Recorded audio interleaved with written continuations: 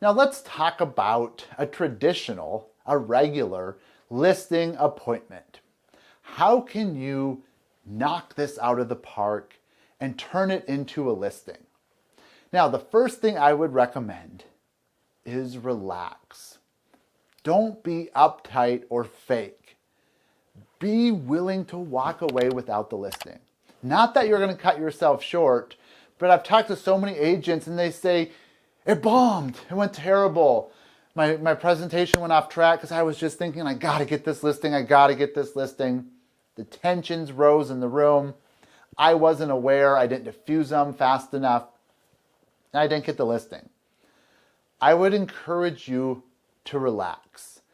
Many of the top agents, the top salespeople, I've seen them do sales presentations and they're relaxed.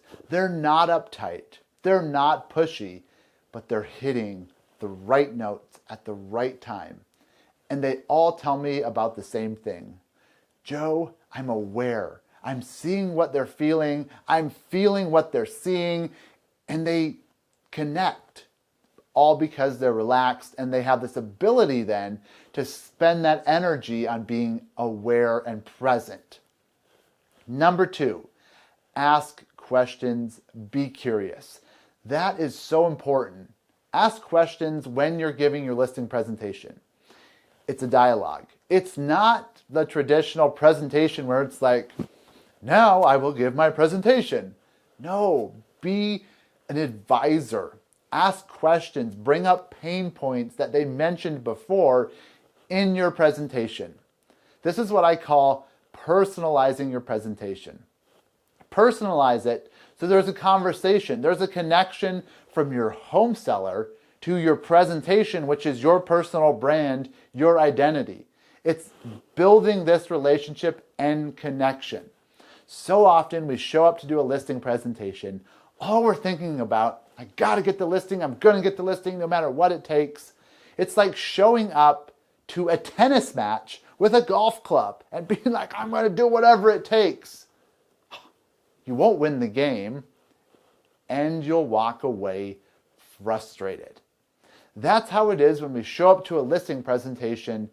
We haven't done our homework. We're not present. We haven't personalized our presentation. It's not conversational. It's like showing up to a tennis game with a golf club. We've already set ourselves up for failure. Slow down. Talk to many agents and they say, Joe, I do my breathing exercises. I relax before I go in. I'm prepared so I don't have anxiety and I get the listing. Another thing I would talk about is future pace with your questions. So if they ask you a question, encourage them to ask you a question instead of just shutting them down and say, I'm going to get to that.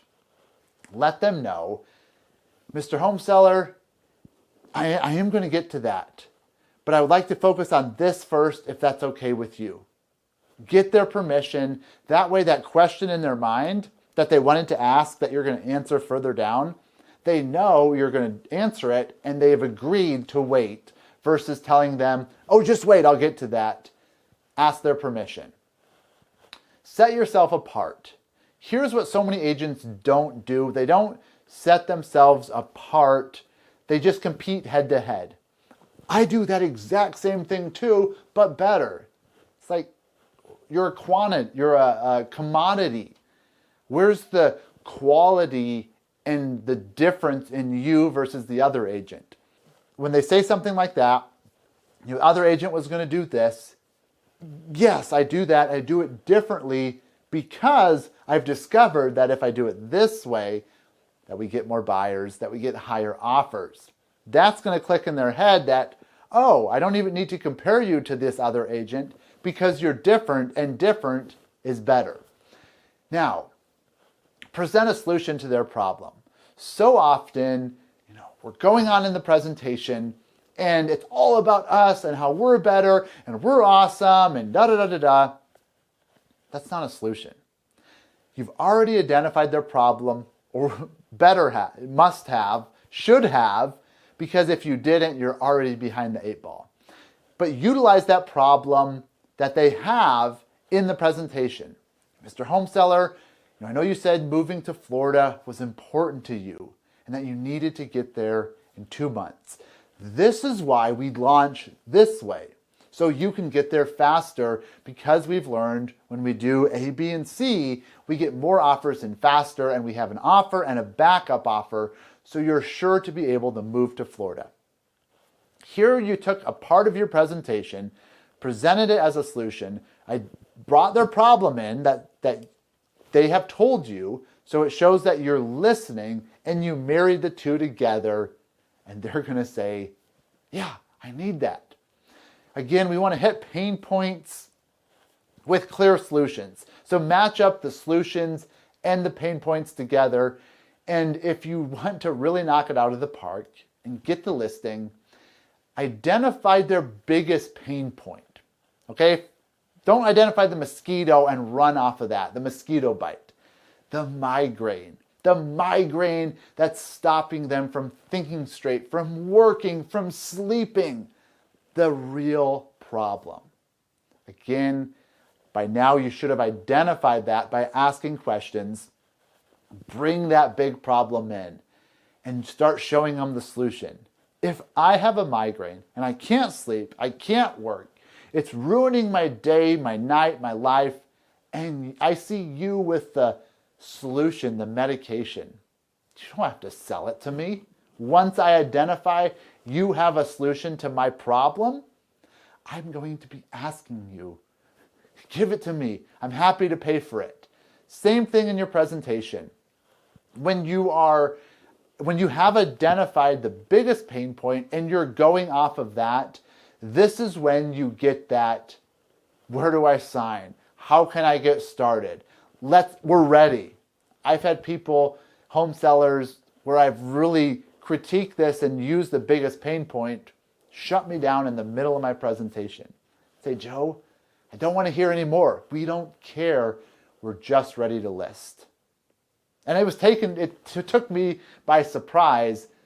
I said, where's the listing agreement? We're ready to sign. We see your value. All I did was hit that biggest pain point, and again, they saw the solution.